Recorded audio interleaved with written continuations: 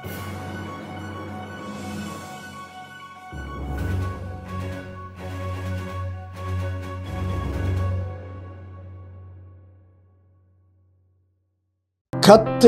நல்லவர், கர்த்தர் நல்லவர், கர்த்தர் நல்லவர். தெய்வ செய்திக்கு ஆதாரமாக வேதத்திலிருந்து ஒரு வசனத்தை நாம் வாசிப்போம். தெய்வ செய்திக்கு ஆதாரமாக மத்தேயுவின் புஸ்தகம் 17வது அதிகாரம் 5வது வசனம். மத்தேயுவின் புஸ்தகம் 17வது அதிகாரம் 5வது வசனம். அந்த வசனம் இப்படியாக சொல்லுகிறது: அவன் பேசுகையில் இதோ ஒளியுள்ள ஒரு மேகம் அவர்கள் மேல் நிழலிட்டது. இவர் என்னுடைய நேசகுமாரன், இவரில் பிரியமாய் இருக்கிறேன், இவருக்கு செவி கொடுங்கள் என்று அந்த மேகத்திலிருந்து ஒரு சத்தம் உண்டாயிற்று. இந்த வசனத்தின் முதல் பகுதி மீண்டும் ஒரு வாசிக்கிறேன். அவன் பேசுகையில் இதோ ஒளியுள்ள ஒரு மேகம் அவர்கள் மேல் நிழலிட்டது. கர்த்தர் இந்த வார்த்தையை கொண்டு நம்மளோடு பேசும்படியாய் ஒரு நிமிடம் தேவ செய்திக்காய் நாம் செபித்து தேவ செய்திக்குள்ளாய் நாம் கடந்து செல்வோம். நாம் செபிப்போம். அன்பின் பரலோக பிதாவே, உம்மை துதிக்கிறோம், ஸ்தோத்திரிக்கிறோம். ஆண்டவரே, இந்த நாளிலும் தேவனுடைய கிருபையும் தயவும் எங்களோடு கூட இருக்கிறக்காய் நன்றி செலுத்துகிறோம். கர்த்தர் தம்முடைய கிருபையினாலும் பலத்தினாலும் எங்களை உம்முடைய சமூகத்திலே கூட்டி சேர்த்தபடினால் நன்றி செலுத்துகிறோம். கர்த்தாவே, இந்த நாளிலும் தேவன் ஆண்டவரே வாக்குத்தத்தங்களை வைத்து ஸ்தோத்திரிக்கவும் 100 ஸ்தோத்திர பலிகளை ஏறெடுக்கவும் ஆண்டவரே கர்த்தர் எங்களுக்கு பாராட்டின மேலான கிருபைக்காய் நன்றி செலுத்துகிறோம். இப்பொழுதும் ஆண்டவரே தேவ செய்திக்குள்ளாய் உம்முடைய வார்த்தைக்குள்ளாய் நாங்கள் கடந்து வருகிறோம். சுய மாமிசம் எல்லாம் மறைக்கப்படுவதாக, உம்முடைய வார்த்தை எங்களுக்கு வெளிப்படுவதாக. ஆண்டவரே, எங்களுடைய ஆவி, ஆத்மா, சரீரம், சிந்தனை யாவையும் கரத்தோடு படிக்கிறோம். உம்முடைய வார்த்தை ஆம் என்றும் ஆம் என்றும் எங்கள் வாழ்க்கையில் அப்படியே நிறைவேறட்டும். கர்த்தாவே, நீர் பேசி அருளுவீராக. எல்லா துதி கன மகிமையில உமக்கே செலுத்துகிறோம். இயேசுவின் நாமத்தில் செபிக்கிறோம் நல்ல பிதாவே, ஆமென், ஆமென். கர்த்தர் நல்லவர். கர்த்தருடைய கிருபையும் தயவும் நம் யாவரோடும் கூட இருந்து வழி நடத்துவதாக. மத்தேயுவின் புஸ்தகம் 17வது அதிகாரம் 5வது வசனத்தின் முதல் பகுதி இப்படியாக சொல்லுகிறது: அவன் பேசுகையில் இதோ ஒளியுள்ள ஒரு மேகம் அவர்கள் மேல் நிழலிட்டது. ஒளியுள்ள ஒரு மேகம் அவர்கள் மேல் நிழலிட்டது. இன்றைக்கு நாம் தியானிக்க போகிற தேவ செய்தியின் தலைப்பு என்னவென்றால் மேகங்கள். மேகங்கள், அதுதான் நாம் இன்றைக்கு தியானிக்க போகிற தேவ செய்தியின் தலைப்பு. அப்ப இந்த வசனத்தை நாம் பார்க்கும் பொழுது அங்க வசனம் சொல்லுகிறது ஒரு மேகம் அவர்கள் மீது நிழலிட்டது என்று சொல்லுகிறது. நம் வேதத்திலே மேகத்தை குறித்து நாம் பார்த்தோம் என்றால் ஆதி முதற்கொண்டு ஆதியாகமத்திலிருந்து வெளிப்படுத்தல் வரைக்கும் மேகம் என்பது அநேக காரியங்களை செய்கிறதாய் காணப்படுகிறது. கர்த்தர் மேகங்களை பயன்படுத்தி அல்லது மேகங்களை ஒரு அடையாளமாய் வைத்து தம்முடைய மகத்துவத்தையும் தம்முடைய மகிமையும் தம்முடைய கிரியைகளையும் கர்த்தர் வெளிப்படுத்துகிறதாய் காணப்படுகிறதை நாம் பார்க்க முடியும். நீங்க வேதத்திலே மேகத்தை நீங்க பார்த்தீர்கள் என்றால் மேகத்தை கொண்டு கர்த்தர் தம்முடைய ஜனங்களை நடத்தினதை நாம் அறிந்திருக்கிறோம். யாத்ராகமத்தின் புஸ்தகத்திலையும் என்னாகமும் வேவிராகமும் உபாகமத்தின் புஸ்தகம் வரைக்கும் நாம் படிக்கிறோம். கர்த்தர் தம்முடைய ஜனங்களை மேகத்தின் மூலமாய் நடத்தினார். எப்ப அந்த மேகம் கிளம்புதோ அவர்கள் புறப்பட்டார்கள். எப்ப அந்த மேகம் தங்கி இருக்கிறதோ அவர்கள் தங்கியிருந்து கர்த்தருடைய காரியங்களை காவல் காக்கிறவர்களாய் காணப்பட்டார்கள். அப்ப மேகத்தின் மூலமாய் அல்லது மேகத்தின் மூலமாய் தம்மை வெளிப்படுத்தி கர்த்தர் தம்முடைய ஜனங்களை நடத்துகிறதற்கு அந்த மேகத்தை பயன்படுத்துகிறவராய் காணப்படுகிறார். அது மாத்திரமல்ல, நீங்கள் சங்கீதங்களின் புஸ்தகம் 104வது சங்கீதம் 3வது வசனத்தை நீங்க வாசித்தீங்கன்னா வசனம் சொல்லுது மேகங்கள் தேவனுடைய ரதங்கள் என்று சொல்லியிருக்கு. அவர் மேகங்களின் மீது அவர் மேகங்களை எப்படி வைத்திருக்கிறாராம், ரதங்களாய் பயன்படுத்தி அவர் வருகிறதை காணப்படுகிறதை நம்ம அந்த வசனத்திலே பார்க்க முடியும்.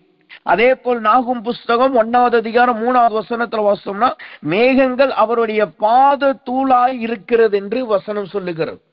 ஒன்னு அவருடைய மகிமையை வெளிப்படுத்துகிறது, 2வது அவருடைய ரதங்களாய் காணப்படுது, 3வது அவருடைய பாத தோள்களாய் காணப்படுகிறது சொல்லி ஒவ்வொரு இடத்திலும் ஒவ்வொரு காரியத்துக்கு ஏற்றபடி அந்த மேகத்தை கர்த்தர் பயன்படுத்துகிறவராய் காணப்படுகிறார். அது மாத்திரமல்ல, நாம் வேதத்திலே பார்த்தோம் என்றால் மேகம் சத்துருக்களுக்கு ஒரு விதமாகவும் தம்முடைய ஜனங்களுக்கு ஒரு விதமாகவும் கர்த்தர் மாற்றி பயன்படுத்துகிறதை நாம் பார்க்க முடியும். சத்துருக்களுக்கு அந்த மேகத்தை கர்த்தர் வெளிப்படுத்தும் பொழுது அங்கு வேறு விதமாய் கிரியை செய்கிறவராய் காணப்படுகிறார். தம்முடைய ஜனங்களுக்கு விரோதமாய் எழும்புகிறவர்களுக்கு அவர் அதை வேறு விதமாய் பயன்படுத்துகிறவராய் காணப்படுகிறார். இன்னொரு இடத்திலே நாம் பார்த்தோம் என்றால் தம்முடைய ஜனங்களிடத்திலே வெளிப்படுத்தும் பொழுது அந்த மேகம் வேறு விதமாய் கிரியை செய்கிறதாய் காணப்படுகிறது. அப்ப இந்த மேகம் என்பது நமக்கு ரொம்ப முக்கியமான வேதத்திலே சொல்லப்பட்டுள்ள தேவனுடைய மகத்துவங்களையும் மகிமையை நாம் புரிந்து கொள்ள வேண்டும் என்றால் இந்த மேகங்களை குறித்து தியானிக்க வேண்டியது மிகவும் அவசியமா இருக்குது. அதை தியானித்தோம் என்றால் கர்த்தருடைய கிரியைகளை ஈஸியா நம்மளால புரிந்து கொள்ள முடியும். அப்படிப்பட்ட மேகத்தை குறித்து தான் நாம் இந்த இரவு நேரத்திலே 3 விதமான மேகத்தை குறித்து நாம் தியானிக்க போகிறோம். முதலாவதாக வேதம் சொல்லுகிற மேகம் என்ன? நாம் தியானிக்க போகிற முதலாவது மேகம் எப்படிப்பட்ட மேகமாம்? வசனம் சொல்லுகிறது, யாத்ராகமத்தின் புஸ்தகம் 24வது அதிகாரம், யாத்ராகமத்தின் புஸ்தகம் 24வது அதிகாரம் 15வது வசனம். யாத்ராகமத்தின் புஸ்தகம் 24வது அதிகாரம் 15வது வசனம் இப்படியாக சொல்லுகிறது, மோசே மலையின் மேல் ஏறின போது ஒரு மேகம் மலையை மூடிற்று. மோசே மலையின் மேல் ஏறின போது ஒரு மேகம் மலையை மூடிற்று. அப்ப நாம் தியானிக்க போகிற முதலாவது மேகத்துடைய பெயர் என்னவாம்? அது எப்படிப்பட்ட மேகமாம்? மூடுகிற மேகத்தை குறித்து வசனம் சொல்லுகிறது. மூடுகிற மேகம். அப்ப இங்க வசனம் சொல்லுகிறது, மோசே மலையின் மீது ஏறி போகிறான். அங்கு மலையின் மீது ஏறி போன உடனே அங்க என்ன செய்கிறதாம்? மேகம் அந்த மலையை முற்றிலும் மூடினதாய் காணப்படுகிறதாம். இங்க என்ன நடக்கிறது? கர்த்தர் மோசேயிட்ட சொல்றாரு. 12வது வசனத்துல நீங்க வாசிங்கன்னா அவர் சொல்றாரு பாருங்க, கர்த்தர் மோசேயை நோக்கி, நீ மலையின் மேல் என்னிடத்திற்கு ஏறி வந்து அங்கே இரு, நான் உனக்கு கற்பலகைகளையும் நீ அவர்களுக்கு உபதேசிப்பதற்கு நான் எழுதின நியாயப்பிரமாணத்தையும் கற்பனைகளையும் கொடுப்பேன் என்றார். வசனம் சொல்லுது பாருங்க, கர்த்தரால் எழுதப்பட்ட கற்பனைகளையும் நியாயப்பிரமாணங்களை எடுத்துக்கொள்வதற்கும், ஜனங்களுக்கு எதை போதிக்கணும், எப்படி சொல்லி நடத்தணும் என்பதற்கும், அவருடைய கற்பனையை புரிந்து கொள்ளும்படியாய் அவர் மலையின் மீது ஏறி வரும்படி மோசேக்கு கட்டளையிடுகிறதை நாம் பார்க்கிறோம். அந்த வார்த்தைகளை பெற்றுக் கொள்ளும்படியாய், தேவனுடைய மகத்துவங்களை அறிந்து கொள்ளும்படியாய் மோசே மலையின் மீது ஏறுகிறான். அந்த மலையைத்தான் மேகம் மூடுகிறதாய் காணப்படுகிறது. இந்த யாத்ராகமத்தின் புஸ்தகம் 24, 14 மற்றும் 15வது வசனத்தை நீங்க வாசி பார்த்தீங்கன்னா, 15 மற்றும் 16வது வசனத்தை வாசி பார்த்தீங்கன்னா, அங்க அந்த மேகத்தினுடைய கிரியைகள் அல்லது நடக்கிற விதங்களை குறித்து நாம் தியானிக்க முடியும். அங்க முதலாவதாக அந்த மேகம் என்ன செய்கிறதா? மலையை மூடுகிறதாய் காணப்படுகிறது. அப்ப மலையை மூடுகிற அனுபவம் அல்லது மேகம் ஒரு மனிதனை மூடினால் அல்லது அவர்கள் இருக்கிற ஸ்தலத்தை மூடினால் அது எதை காட்டுகிறதாம்? வசனம் அதற்குரிய விளக்கத்தை சொல்லுகிறது. அது தேவனுக்கும் மனுஷனுக்கும் தனிப்பட்ட ஒரு அறையாய் மாறுகிறது. மனுஷனுக்கும் அல்லது அங்கு தேவ சமூகத்தில் வந்த மனிதனுக்கும் பூமியில் இருக்கிற மனுஷர்களுக்கும் இடையே ஒரு தடையாய் அது அமைகிறதாய் காணப்படுகிறது. இன்னொரு விதத்தில் சொல்ல போனா, மனுஷனும் அல்லது அழைக்கப்பட்ட மனுஷனும் தேவனும் ஒன்றாய் இருக்கிறார்கள். அவனுக்கோடு இருந்த பூமியின் சம்பந்தங்கள் எல்லாம் அங்கு தடைபட்டு போகிறது, கட்டாகிறதை நாம் பார்க்க முடியும். இங்க வசனம் தெளிவாய் சொல்லுகிறது, அவன் மோசே மேகத்துல ஏறான். மேகத்துல மலையில ஏறான். மலையில ஏறினோட மேகம் மலையை மூடுகிறது. அது ஜனங்களுக்கு எப்படி தென்பட்டதாம்? வசனம் இப்படியே சொல்லுகிறது. அடுத்த பகுதியை நீங்க வாசித்து பார்த்தீங்கன்னா, 16வது வசனத்தை நீங்க வாசித்து பார்த்தீங்கன்னா, வசனம் சொல்லுகிறது, ஜனங்களுக்கு அது ஒரு அக்கினிமயத்தை போல காணப்பட்டதாம். ஜனங்களுக்கு அது ஒரு அக்கினியை போல காணப்பட்டது என்று அந்த வசனம் சொல்லுகிறதை பார்க்க முடியும். அப்ப இந்த அங்க என்ன செய்கிறது? மோசேயை கர்த்தர் தம்முடைய ஜனங்களிடத்திலிருந்து வேறு பிரிக்கிறதை நாம் பார்க்க முடிகிறது. மனிதனுக்கும் ஜனங்களுக்கும் இடையே இருந்த அந்த உலகத்தின் லௌகிக சம்பந்தத்தை தேவன் கட் பண்ணுகிறதை இங்க பார்க்க முடிகிறது.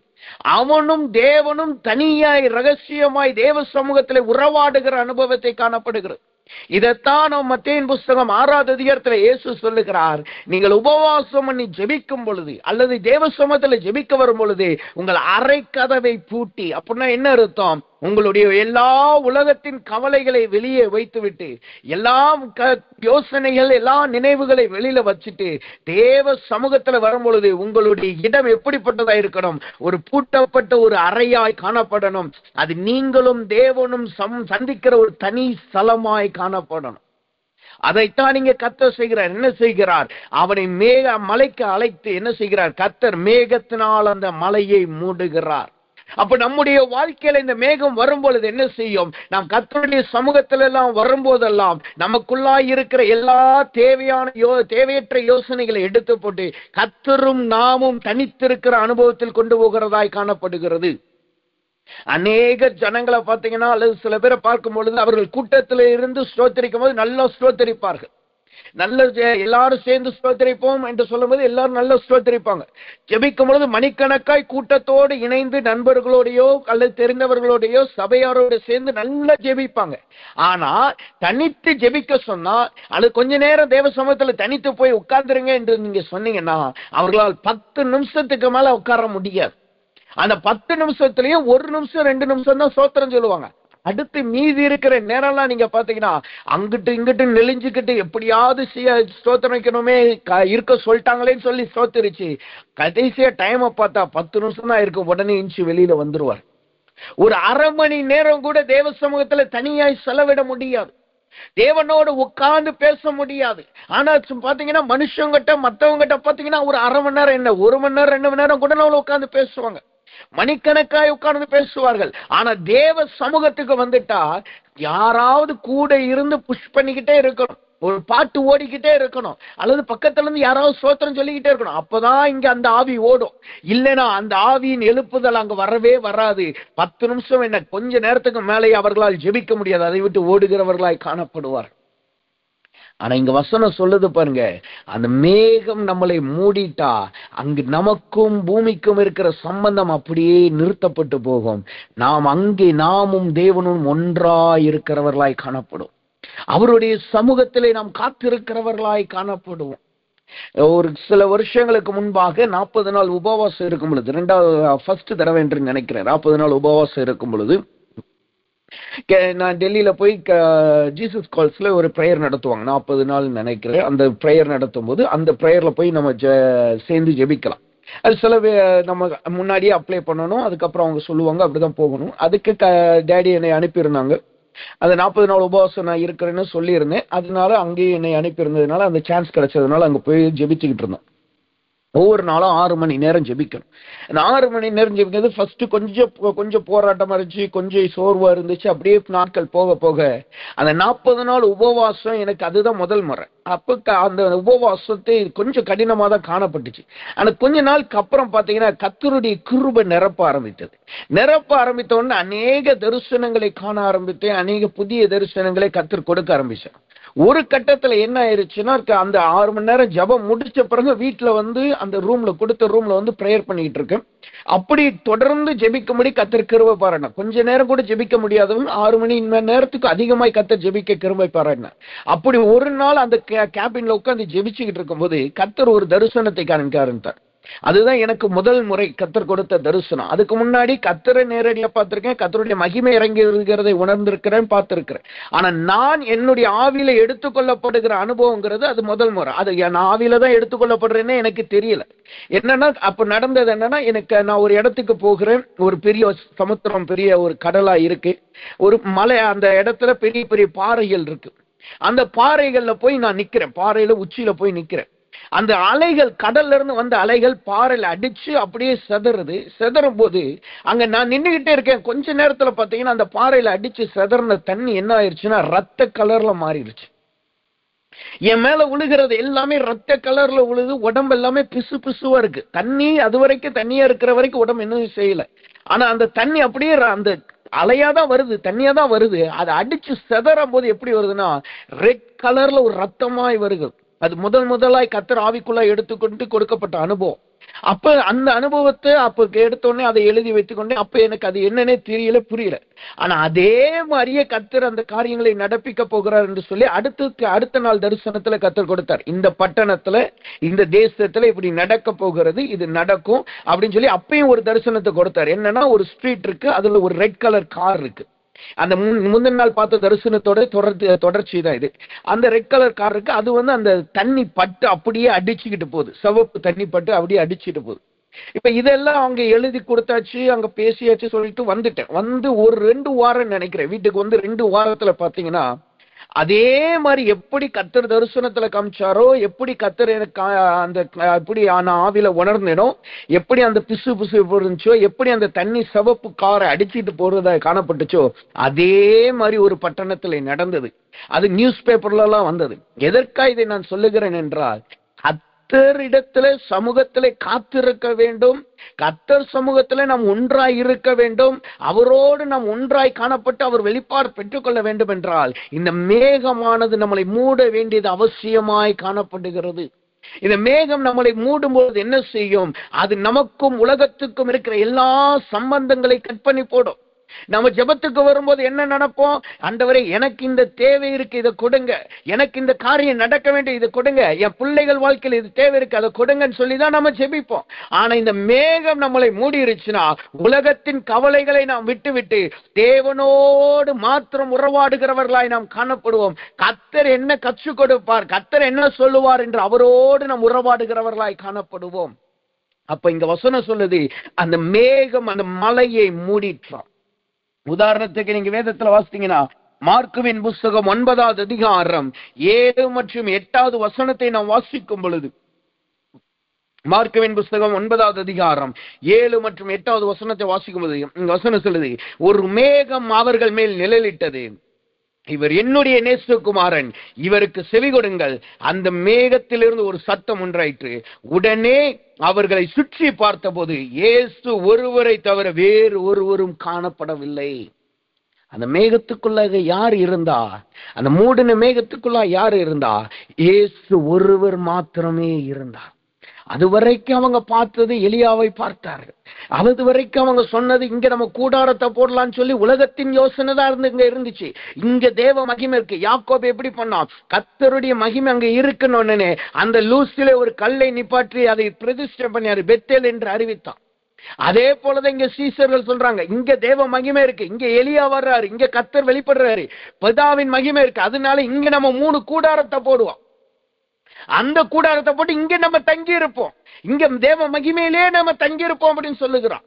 ஆனா அங்கு கர்த்தரால் கொடுக்கப்பட்ட தரிசனம் அது கிடையாது. அவர் பாடுபட வேண்டும், அவர் மரிக்க வேண்டும், அவர் ரத்தத்தினால் எல்லாரும் பாவங்கள் கழுவப்படணும். அதுதான் தேவனால் நடத்தப்படுகிற அனுபவம். இப்ப இந்த உலகத்தின் காரியங்கள் அவர்களுடைய அனுபவம் அங்க வந்த உடனே சீசர் என்ன சொல்றாங்க? இங்கே கூடாரத்தை போடணும். அப்போ ஒரு மேகம் வருது. மேகம் வந்து என்ன சொல்லுது? இவரை என்னுடைய நேசகுமாரன், அவர் சொல்லுகிறபடி செய்யுங்கள். யார் அவர்? இயேசு கிறிஸ்து மாத்திரமே அங்க நின்று கொண்டிருந்தார். அப்ப இந்த மலையை மூடுகிற மேகம் நம்முடைய வாழ்க்கையில வந்துட்டா யாரும் நம்ம பக்கத்துல இருக்க மாட்டாங்க. கர்த்தர் ஒருவர் மாத்திரம் நம்ம பக்கத்துல இருப்பார். அவருடைய வார்த்தைகளை நாம் பெற்றுக் கொள்ளுகிறவர்களாய் காணப்படுவோம். அவரால் நடத்தப்படுகிற அனுபவத்துக்குள் கொண்டு போகிறதாய் காணப்படும். அப்ப இந்த மூடுகிற மேகம் வந்தால் முதலாவது என்ன செய்யும்? நமக்கும் கர்த்தருக்கும் ஒரு ஐக்கியத்தை ஏற்படுத்துது. நமக்கும் பூமிக்கு இருக்கிற ஐக்கியத்தை துண்டித்து போடுகிறதாய் காணப்படுகிறது. இரண்டாவதாக இந்த மேகம் என்ன செய்கிறதா? அந்த வசனம் சொல்லுது பாருங்க. யாத்ராமத்தின் புஸ்தகம் 24வது அதிகாரம் 16வது வசனத்தை நாம் வாசிக்கும் பொழுது அந்த வார்த்தை இப்படியாய் சொல்லுகிறது, கர்த்தருடைய மகிமை சீனாயின் மேல் தங்கி இருந்தது, மேகம் 6 நாள் அதை மூடி இருந்தது. எத்தனை நாள் அது மூடி இருந்ததாம்? 6 நாட்கள் அது மூடி இருந்ததை காட்டுகிறது. இப்ப மோசே மலைக்கு கிளம்பி போயிட்டாப்ல, போய் மலையில ஏறி உட்கார்ந்தாச்சு. அங்க மேகம் வந்து மலையை மூடிருச்சு. இப்ப உலகத்துக்கும் அவனுக்கும் இருக்கிற தடை அப்ப அங்க காரியங்கள் அப்ப துண்டித்து படப்பட்டது. அவனும் அந்த மலையும் அந்த தேவ மகிமை இந்த 3 தான் அங்க இருக்கு. ஆனா இங்க என்ன நடக்குது? கர்த்தர் என்ன செய்கிறார்? அந்த மேகம் எவ்வளவு நாள் அவர்களை மூடி இருந்தது? 6 நாள் மூடி இருந்தது. இந்த 6 நாள் மூடி இருப்பது என்பது எதை காட்டுகிறது? அந்த மூடி இருக்கிற மேகம் எதை காட்டுகிறது? கர்த்தருக்காய் காத்திருக்கிற அனுபவத்தை காட்டுகிறது. தேவ சமூகத்திலே காத்திருக்கிற அனுபவத்தை காட்டுகிறது. அப்ப இந்த மூடுகிற மேகம் வந்துருச்சுன்னா முதலாவது அது நமக்கும் தேவனுக்கும் ஐக்கியத்தை ஏற்படுத்துகிறது. இரண்டாவது அது என்ன செய்கிறதாம்? நம்மளை தேவ சமூகத்திலே மணிக்கணக்காய் காத்திருக்க பண்ணுகிறதாய் காட்டுகிறது. நம் தேவ சமூகத்தில் அவருடைய வார்த்தைக்காய் காத்திருக்கிறோம். இங்க மோசே என்ன செய்கிறான்? 6 நாட்கள் காத்திருந்தான். இந்த 6 நாட்கள் என்பது என்னவா? நீங்க வேதத்துல ஒரு விளக்கத்தின் உதாரணத்தின்படி நீங்க பார்த்தீங்கன்னா, யோசுவாவின் புஸ்தகம் 6வது அதிகாரம் 3வது வசனத்தை வாசிக்கும் போது அந்த வார்த்தை சொல்லுது, யுத்த புருஷராகிய நீங்கள் அனைவரும் பட்டணத்தை சூழ்ந்து ஒரு தரம் சுற்றி வாருங்கள், இப்படி 6 நாட்கள் செய்ய கடவீர்கள். யோசுவாவின் புஸ்தகம் 6வது அதிகாரம் 3வது வசனம் சொல்லுது, 6 நாட்கள் செய்யப்படுகிறார். அவங்க யுத்த வீரர்கள் தான். கர்த்தர் சொல்லிட்டா உடனே அவர்கள் கோட்டையில ஏறியோ எப்படியாவது யுத்தம் பண்ணிருவாங்க. ஆனா கர்த்தர் என்ன சொல்றாரு, நீங்க யுத்த வீரர்கள், ஆனா 6 நாட்கள் காத்திருங்கள். 6 நாள் நீங்க போய் யுத்தம் எல்லாம் பண்ண வேண்டாம். உங்க பட்டயத்தை வச்சு அந்த கோட்டையை அந்த ஜனங்களை கொலை செய்ய வேண்டாம். அல்லது உங்கள்கிட்ட இருக்கிற கருவிகளை வைத்து கோட்டையை நீங்க தடுக்கலாம் நினைக்க வேண்டாம். நீங்க செய்ய வேண்டியது என்னவென்றால் 6 நாட்கள் காத்திருங்க. அதை காத்திருத்தல் எப்படி காத்திருக்கணுமா? வசனம் சொல்லுது, 7 ஆசாரியர் பெட்டிக்கு முன்பாக 7 கொம்பு எக்காலங்களை பிடித்து கொண்டு போக வேண்டும். 7 நாளில் பட்டணத்தை 7 தரம் சுற்றி வர கடவார்கள். ஆசாரியர்கள் எக்காலத்தை ஊத வேண்டும். இதை காத்திருக்கிறது எப்படி காத்திருக்கணுமா? அந்த வசனம் சொல்லுது, 2 விதம் காத்திருக்கிறதுல காணப்படணும். தேவ சமூகத்துல போய் சும்மா உட்கார்ந்துட்டு எஞ்சிட்டு வர்றது கிடையாது. அவர்கள் பட்டணத்தை சும்மா சுத்திட்டு வரக்கூடாது. எப்படி இருக்கணுமா? 2 விதத்தோடு அவர்கள் காத்திருக்கணுமா. இன்னும் ஒன்னு, ஆசாரிய பெட்டி அவர்களிடத்துல இருக்கணும். 2வது எக்காலம் இருக்கணும். இந்த மேகம் நம்மளை மூடி நம்ம தேவ சமூகத்துல காத்திருக்கும் போது எப்படி காத்திருக்கணும்? ஒன்னு பெட்டி இருக்கணும், 2வது எக்காலம் இருக்கணும். இந்த ஆசாரிய பெட்டி என்பது என்ன? அதற்குள்ளாய் தேவனால் தெரிந்து கொள்ளப்பட்ட கோல் வைக்கப்பட்டிருக்கும். அதற்குள்ளே தேவனால் கொடுக்கப்பட்டுள்ள கற்பலகைகள் வைக்கப்பட்டிருக்கும். அதற்குள்ளே தேவனால் கொடுக்கப்பட்டுள்ள மன்னா வைக்கப்பட்டிருக்கும். அப்ப ஆசாரிய பெட்டி என்பது என்ன? தேவனால் கொடுக்கப்பட்ட வல்லமையின் அதிகாரமும் தேவனால் கொடுக்கப்பட்ட வார்த்தையும் அவரால் கொடுக்கப்பட்ட ஆசீர்வாதம். அப்ப தேவ சமூகத்திலே நாம் காத்திருக்கும் பொழுது எப்படி காத்திருக்கணுமாம்? அவருடைய வசனத்திலே காத்திருக்கணும்.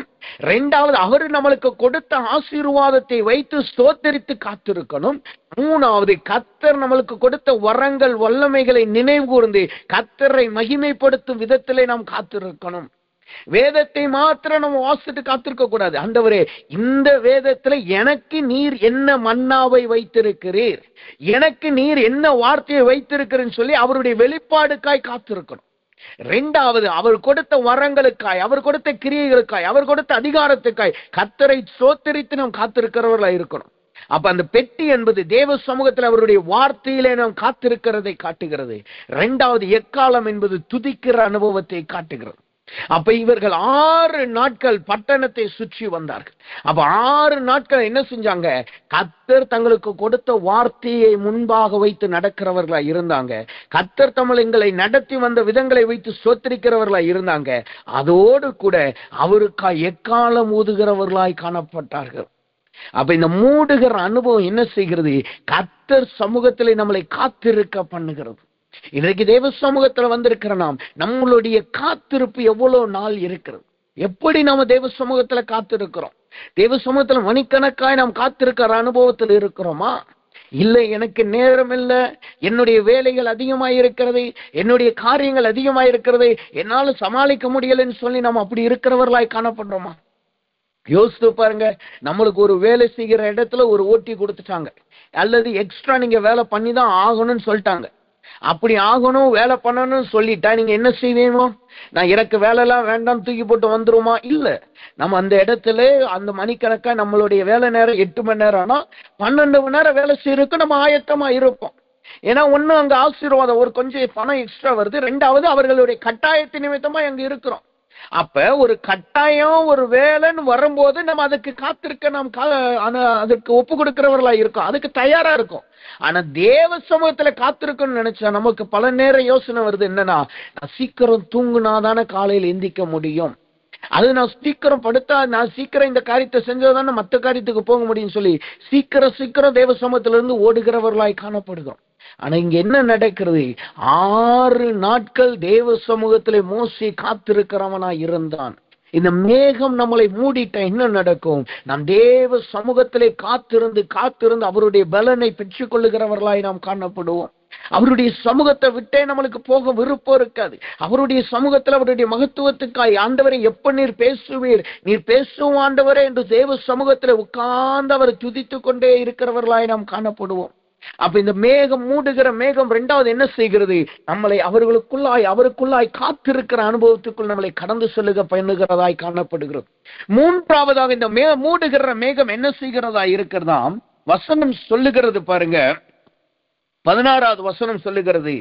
அந்த வசனத்தை நான் வாசிக்கிறேன். யாத்ராகமத்தின் புஸ்தகம் 24வது அதிகாரம் 16வது வசனத்தை வாசிக்கும். அந்த வார்த்தை சொல்லுகிறது, கர்த்தருடைய மகிமை சீனாயின் மேல் தங்கி இருந்தது, மேகம் 6 நாள் அதை மூடி இருந்தது. 7ஆம் நாளிலே அவர் மேகத்தின் நடுவில் இருந்து மோசேயை கூப்பிட்டார். மூன்றாவதா இந்த மூடின மேகம் என்ன செய்கிறதாம்? அந்த மூடின மேகத்தின் மத்தியிலிருந்து தேவன் மோசேயை கூப்பிட்டார். என்ன கூப்பிடுகிறார்? என்ன செய்கிறார்? அங்க கூப்பிட்ட உடனே என்ன நடக்குதான்? 17வது வசனம் சொல்லுது பாருங்க, மலையின் கொடுமுடியிலே கர்த்தருடைய மகிமையின் காட்சி. 18வது வசனம் சொல்லுது, மோசே மேகத்தின் நடுவே பிரவேசித்து மலையின் மேல் ஏறி இரவும் பகலும் 40 நாள் மலையிலே இருந்தான். இந்த 6 நாள் காத்திருந்தான். 6 நாள் கர்த்தரை துதிச்சான். கர்த்தர் கொடுத்த வாக்குத்தத்தங்களை வைத்து நினைவு கூர்ந்து கர்த்தருடைய சமூகத்துல காத்திருக்கிறவனா இருந்தான். இந்த 6 நாள் காத்திருந்த அந்த மேகத்துடைய மகிமை மூடி அதுல காத்திருந்ததுனால என்ன நடக்குது? இப்ப மகிமைக்குள்ளாய் அவன் பிரவேசிக்கிறவனாய் காணப்படுகிறான். அந்த வசனம் சொல்லுது பாருங்க, கர்த்தருடைய வார்த்தை வருது. வார்த்தை வந்த உடனே என்ன நடக்குது? மோசே மேகத்தின் நடுவிலே பிரவேசித்து, இதுவரைக்கும் அந்த மேகம் மூடிதான் இருந்துச்சு. அந்த மேகம் அவங்களதான் சூழ்ந்திருக்கு. ஆனா அது வரைக்கும் அவங்க ஒரு தளத்துலதான் இருந்தாங்க. இப்ப தேவ மகிமை வெளிப்பட்ட உடனே, தேவ வார்த்தை வெளிப்பட்ட உடனே அவன் தேவ மகிமைக்குள் பிரவேசிக்கிறவனாய் மாறுகிறான். அடுத்த வார்த்தை சொல்லுது பாருங்க, என்ன நடக்குதாம்? மலையின் மேல் ஏறி. இந்த மலையின் மேல் ஏறிங்கிறது எதை காட்டுகிறது? வெளிப்படுத்தலின் புஸ்தகம் 4வது அதிகாரம் 1வது வசனத்தை வாசிங்க. அந்த வசனம் சொல்லுது, இதோ பரலோகத்தில் திறக்கப்பட்டிருக்கிற ஒரு வாசலை கண்டேன். முன்னே எக்காலத்தை போல என்னோடு பேசின நானே கேட்டுக்கொண்டிருந்த சத்தமானது, இங்கே ஏறி வா, இவைகளுக்கு பின்பு சம்பவிக்க வேண்டியதை உனக்கு காண்பிப்பேன் என்று விளம்பினது. இந்த மலையின் மீது ஏறுகிற அனுபவம் என்பது எதை காட்டுகிறது? அது கர்த்தருடைய மகத்துவங்களையும் கர்த்தர் இனிமேல் என்ன செய்ய போகிறார் என்கிற வெளிப்பாடை பெற்றுக்கொள்ளுகிற ஸ்தலத்திற்கு நம்மளை கொண்டு போகிறதாய் காணப்படுகிறது. அவன் அந்த மேகத்தின் மூடின இடத்துல இருக்கிற வரைக்கும் அவன் காத்திருக்கிறவனாய் இருந்தான். ஆனா அந்த மேகம் மூடி இருந்து காத்திருந்து 6 நாட்கள் சென்ற பின்பு அவன் தேவனுடைய மகிமைக்குள் பிரவேசிக்கிறவனாய் இருந்தான். அப்படி பிரவேசிக்கிறதுனால என்ன நடந்தது? அவனிடத்துல கர்த்தர் இனிமேல் நடக்க போகிற காரியத்தை குறித்து விளம்பினவராய் காணப்படுகிறார். அவனிடத்துல வெளிப்படுத்துகிறவராய் காணப்படுகிறார். அப்ப இந்த மேகம் நம்மளை மூடி அவரோடு இணைக்கிறது மாத்திரமல்ல, மேகம் நம்மளை மூடி அவர் சமூகத்தில் காத்திருக்க பண்ணுவது மாத்திரமல்ல, அது என்ன செய்கிறதா? தேவனுடைய வார்த்தையை நம்மளுக்கு வெளிப்படுத்துகிறதா இருக்கிறது. இனிமேல் நம்முடைய வாழ்க்கையில என்ன நடக்க போகிறது, நம்முடைய தேசத்துல என்ன நடக்க போகிறது, நம்முடைய சபையில என்ன நடக்க போகிறது, நம்முடைய குடும்பத்துல என்ன நடக்க போகிறதுன்னு சொல்லி ஒவ்வொரு வருஷத்துக்கும் ஒவ்வொரு நாளுக்குரிய வெளிப்பாட்டை அது கொடுக்கிறதாய் காணப்படுத்துகிறது. கர்த்தர் சொன்னார், நீ மலையின் மேல் ஏறி வா, நான் உனக்கு என் கைகளினால் எழுதப்பட்ட பலகையை நான் கொடுக்கிறேன், நியாயப்பிரமாணத்தின் கற்பனையை நான் கொடுக்கிறேன். அதைத்தான் இங்க கர்த்தர் மோசேக்கு வெளிப்படுத்தினார். அப்ப மூடுன மேகம் நம்முடைய வாழ்க்கையில வந்துருச்சுன்னா எதிர்காலத்தை குறித்து அல்லது இனிமேல் கர்த்தருடைய சித்தம் என்ன என்பதை கர்த்தர் நம்மளிடத்தில் வெளிப்படுத்துகிறவராய் காணப்படுகிறார். அவர் நம்மளிடத்துல பேசுகிற தேவனாய் காணப்படுகிறார். அதுதான் இந்த மூடின மேகம் நம்மளுக்கு மூன்றாவதாய் செய்கிறதாய் காணப்படுது. அது மாத்திரமல்ல, அந்த வசனம் சொல்லுது, மலையின் மேல் ஏறி அடுத்து 40 நாள் இரவும் பகலும் கர்த்தர் சமூகத்துல காத்திருந்தான். 40 நாள் இரவும் பகலும் கர்த்தர் சமூகத்தில் அவன் காணப்பட்டிருக்கான். இந்த 40 நாள் என்பது எதை காட்டுகிறது? வசனம் சொல்லுது, அப்போஸ்தலரின் புஸ்தகம் 1வது அதிகாரம் 3வது வசனத்தை நீங்க வாசிங்கன்னா, அவர் பாடுபட்ட பின்பு 40 நாளும் அப்போஸ்தலர்களுக்கு தரிசனமாகி தேவனுடைய ராஜ்யங்களை குறித்தவைகளை அவர்களோடு பேசி அநேக தெளிவான திருஷ்டாந்தங்களினாலே அவர்களுக்கு தம் உயிரோடு இருக்கிறவராக காண்பித்தார். வசனம் சொல்லுது பாருங்க, 40 நாள் தேவ சமூகத்துல காத்திருக்கிறது, தேவ சமூகத்துல தங்கியிருந்த மோசேயை குறித்த அந்த அனுபவம் எதை காட்டுகிறதா? அவரை தரிசிக்கிற அனுபவத்தை காட்டுகிறது. இரண்டாவது, தெளிவான திருஷ்டாந்தங்களை அவர் தம்மோடு இருக்கிறவர்களுக்கு வெளிப்படுத்துகிறதை காட்டுகிறது. வசனம் சொல்லுங்க, அநேக தெளிவான திருஷ்டாந்தங்களினாலே அவர்களுக்கு தம்மை உயிரோடு இருக்கிறவராக காண்பித்தார். அப்படின்னா என்ன அர்த்தம்? தேவன் தம்முடைய நிலைமையையும் தம்முடைய மகத்துவத்தையும் வெளிப்படுத்துகிறார். மலையின் மீது ஏறி வருகிறது, பூமியில எடுத்து என்ன நடக்க போகுது, நம்முடைய வாழ்க்கையில என்ன நடக்க போகுங்கிறது வெளிப்படுத்துகிற அனுபவம். ஆனா அவரோடு 40 நாள் காத்திருக்கிறது என்பது என்னன்னா, அவரை குறித்து அறிந்து கொள்ளுகிற அனுபவம். இது நம்மளை குறித்து அறிந்து கொள்ளுகிறதும் நம்முடைய வாழ்க்கை குறித்து எதிர்காலத்தை குறித்து புரிந்து கொள்ளுகிறது அது ஈஸி. அது எல்லா தீர்க்கதரிசிகளுக்கும் கொடுக்கிறது, அது எல்லா தேவனால் தெரிந்து கொள்ளப்பட்டவர்களுக்கும் கொடுக்கிறது. ஆனால் அவரை அறிந்து கொள்ளுவதும் அவர் எப்படிப்பட்டவர் என்பதை தெரிந்து கொள்வதும் அவர் தம்முடைய திருஷ்டாங்களின் மூலமாய் தம்மை உயிரோடு இருக்கிறதை காட்டிக்கொள்வதும் அது எப்ப கிடைக்கும்னா, அவரோடு 40 நாள் அந்த மலையின் கொடுமுடியிலே காணப்படும் போதுதான், அந்த மலையினுடைய மேகத்துக்குள்ள பிரவேசிக்கும் பொழுதுதான். அப்ப இங்க வசனம் சொல்லுது, முதலாவது அந்த மேகம் நம்மளை அவரோடு இணைக்கிறது, இரண்டாவது அவரோடு காத்திருக்க பண்ணுகிறது, மூன்றாவது அவரை முற்றிலும் அறிந்து கொள்ளுகிறவர்களாய் நாம் மாறுகிறோம். இதனாலதான் மோசே நீங்க பின்னாடி பாத்தீங்கன்னா கர்த்தருக்காய் அவன் எல்லா சூழ்நிலையிலும் நிலைத்து நிற்கிறவனா இருந்தான். எந்த சூழ்நிலையும் அவர் கர்த்தரை விட்டு விலகி போல. அதை மாத்திரமல்ல, எப்பொழுதெல்லாம் ஜனங்க பாவம் செய்கிறார்களோ, எப்பெல்லாம் ஜனங்களை கர்த்தரை விட்டு விலகி போறாங்களோ, அப்ப இவன் எச்சரிக்கிறவனாய் காணப்பட்டான். ஏனென்றால் கர்த்தரை முழுமையாய் அல்லது கர்த்தரை அறிந்து கொண்டவனாய் அவன் மாறினான். அவருடைய மகத்துவங்களை அறிந்து கொண்டவனாய் மாறினான். இன்றைக்கு தேவ சமூகத்தில் வந்திருக்க நாம் நம்முடைய வாழ்க்கையை யோசித்து பாருங்க. தேவனால் ரட்சிக்கப்பட்டு எவ்வளவு நாட்களாயிருச்சு, எத்தனை ஆண்டுகளாயிருச்சு, இதுவரைக்கும் நம்ம பரலோகத்தின் ரகசியங்களை பெற்று இருக்கிறோமா? தேவனை முகமுகமாய் தரிசிக்கிறவர்களாய் இருந்திருக்கிறோமா? அவருடைய காரியங்களை அவர் வெளிப்படுத்துகளை நாம் பெற்றுக்கொள்ளுகிறதா இருக்கிறோமா என்பதை நிதானித்து பாருங்க. இங்க வசனம் சொல்லு பாருங்க, 40 நாள் தேவன் இயேசு கிறிஸ்து தம் உயிரோடு இருக்கிறதை ஜனங்களுக்கு திருஷ்டாந்தங்கள் மூலமாய் வெளிப்படுத்தினாராம். அவர் உயிரோடு இருக்கிறது. அப்ப இது எதை காட்டுது? கர்த்தர் தம்மை வெளிப்படுத்த விரும்புகிறார். கர்த்தர் தம்முடைய மகத்துவங்களை வெளிப்படுத்த விரும்புகிறார். நாம் அவரை அறிந்து கொள்ள வேண்டும் என்பது அவருடைய விருப்பம். ஆனா நாம் அவருடைய சமூகத்திலே காத்திருக்கும் பொழுதுதான் அது நடக்கிறதாய் காணப்படுகிறது. அப்ப இன்றைக்கு தேவ சமூகத்தில் வந்திருக்க நாம் இந்த அனுபவத்தை நாம் பெற்றுக்கொள்வோமாக. அதற்கு நம்மளை ஒரு மேகம் மூட வேண்டியது அவசியமாய் காணப்படுகிறது. அந்த மேகம் மூடினால் மாத்திரமே நம்மளால் கர்த்தர் சமூகத்திலே காத்திருக்க முடியும். அவருடைய பிரகாரங்களுக்குள்ளாய் நாம் கடந்து செல்ல முடியும். கொடுமுடிக்கு நம்மளால் ஏறி போக முடியும். அங்கு தேவனுடைய வெளிப்பாடை நாம் பெற்றுக்கொள்ள முடியும். அவ முதலாவது மூடின மேகம் என்ன செய்கிறது? அவருக்குள்ளாய் நம்மளை நிலைநிறுத்துகிறதாய் காணப்படுகிறது. அவருக்குள்ளாய் உறுதியாய் நிலைநிற்க பண்ணுகிறதாய் காணப்படுகிறது. அப்ப தேவ சமூகத்தில் வந்திருக்க நாம் இன்றைக்கு கர்த்தர்ட்ட, ஆண்டவரே, என்னுடைய ஜெப நேரத்தை ஒரு மேகம் மூடட்டும் கர்த்தாவே. நான் உம்முடைய சமூகத்துக்கு வரும்போதெல்லாம் ஒரு மேகம் என்னை மூடட்டும். நான் உம்முடைய சமூகத்துக்கு வந்து ஜெபிக்கும் போதெல்லாம் என்ன ஒரு மேகம் மூடட்டும். அப்ப நான் உம்முடைய காரியங்களை நான் அறிந்து கொள்ளுவேன் ஆண்டவர் என்று சொல்லி எல்லாரும் அந்த மேகம் நம்மளை மூட வேண்டும் என்று ஜெபிப்போமாக. சரி, இரண்டாவதாக தேவனினால் அருளப்படுகிற மேகம் என்ன செய்கிறதா? முதலாவது அது மூடுகிற மேகமாய் வெளிப்படுகிறது. இரண்டாவதாக அது எப்படிப்பட்ட மேகமாய் வெளிப்படுகிறதாம்? 1 ராஜாக்களின் புஸ்தகம் 18வது அதிகாரம் 44வது வசனத்தை வாசித்தோம் என்றால் அந்த வார்த்தை இப்படியாய் சொல்லுகிறது. 1 ராஜாக்களின் புஸ்தகம் 18வது அதிகாரம் 44வது வசனம். அங்கு ஒரு மேகத்தை குறித்து வசனம் சொல்லுகிறது. என்ன சொல்லுகிறது? 7ஆம் தரம் இவன் இதோ சமுத்திரத்திலிருந்து ஒரு மனுஷனுடைய உள்ளங்கை அத்தனை சிறிய மேகம் எழும்புகிறது என்றான். இங்கு ஒரு மேகம் காணப்படுகிறது. இது என்ன மேகமாம்? சிறிய மேகம். சிறிய மேகம். முதலாவது நாம் பார்த்த மேகம் மகிமையை அல்லது மூடுகிற மேகம் என்று நாம் பார்த்தோம். இரண்டாவது வேதம் சுட்டி காட்டுகிற மேகம் என்னவா? சிறிய மேகம். இந்த வசனத்தை முந்தி இருக்கிற பகுதிகளை நீங்க படிச்சு பார்த்தீங்கன்னா, அதுக்கு முந்தி இருக்க வசனங்களை படிச்சு பார்த்தீங்கன்னா அங்க 3 காரியங்கள் நடக்குது. 1, ஆகாப் ராஜா இருக்கிறான். 2வது எலியா காணப்படுறான். 3வது இந்த மேகம் அங்கு காணப்படுகிறது.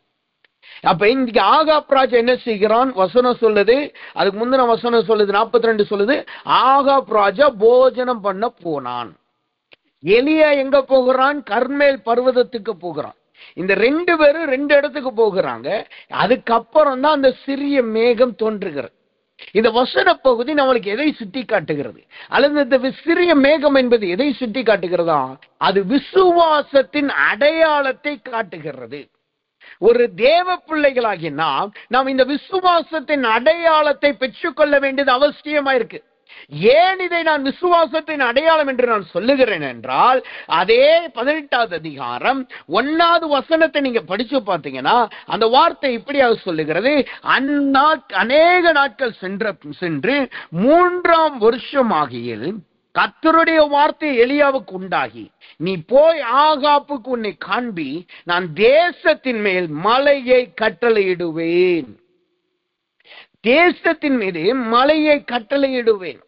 அப்ப இங்க என்ன நடக்கிறது? 3 வருஷம் ஆண்டுகளாய் அங்க மழை இல்லை. கர்த்தர் மலையை தடுத்து போட்டிருந்தான். இப்ப கர்த்தருடைய வார்த்தை வந்துருச்சு, எலியாவுக்கு வந்துருச்சு. என்ன? தேசத்திலே சேமம் வரப்போகிறது, தேசத்திலே ஆசீர்வாதம் வரப்போகுது, வறட்சி மாறப்போகுது, நான் மலையை திரும்ப கொடுக்கிறேன், என் ஜனங்களை நான் திரும்ப சந்திக்கிறேன் என்று கர்த்தர் வார்த்தையை கொடுத்துட்டார். இந்த வார்த்தையை பெற்றுட்டா எலியா ஆகாப்பை பார்க்க வருகிறான். அதுக்கு இடையில அநேக காரியங்கள் நடக்குது. அதுக்கப்புறம் என்ன நடக்குது? ஆகாப் போஜனம் பண்ண போயிட்டான். இப்ப எலியா கர்த்தர் சமூகத்துல வந்து ஜெபிக்கிறவனாய் மாறினான். இது எதை காட்டுது? நாம் தேவ வார்த்தையை நம்ம பெற்றுட்டோம், தேவனுடைய வாக்குத்தத்தங்களை நம்ம பெற்றுட்டோம்னா அதை வைத்து சுதந்திரித்து கொள்ள நாம் ஜெபிக்க வேண்டியது அவசியமா இருக்கு. நம்மளோடு இருக்கிறவர்களுக்கு அந்த வெளிப்பாடு வரல. அவங்க போஜனம் பண்றவங்களா தான் இருப்பாங்க, அவங்க உலகத்தின் காரியங்களை பெற்றுக்கொள்வது தான் இருப்பாங்க. இங்க ஆகாப்பினுடைய போஜனம் என்பது எதை காட்டுகிறது?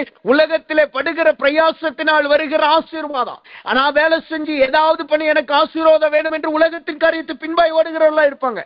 ஆனா கர்த்தருடைய வார்த்தையை பெற்றுக்கொண்ட நாம் என்ன செய்ய வேண்டுமாம்? அவருடைய சமூகத்திலே இருந்து, ஆண்டவரே இந்த வாக்குத்தத்தங்கள் நிறைவேற வேண்டும் ஆண்டவரே என்று ஜெபிக்கிறவர்களாய் நாம் காணப்பட வேண்டும். இங்க எலியா அதைத்தான் செய்தான். ஆகாப்புக்கு அந்த வார்த்தை வரல. ஆகாப்ட கர்த்தர் சொல்லல, நான் மலையை வர்ஷிக்க பண்ணுவேன் சொல்லல. ஆனா எலியாவுக்கு கர்த்தர் வார்த்தையை கொடுத்தார்.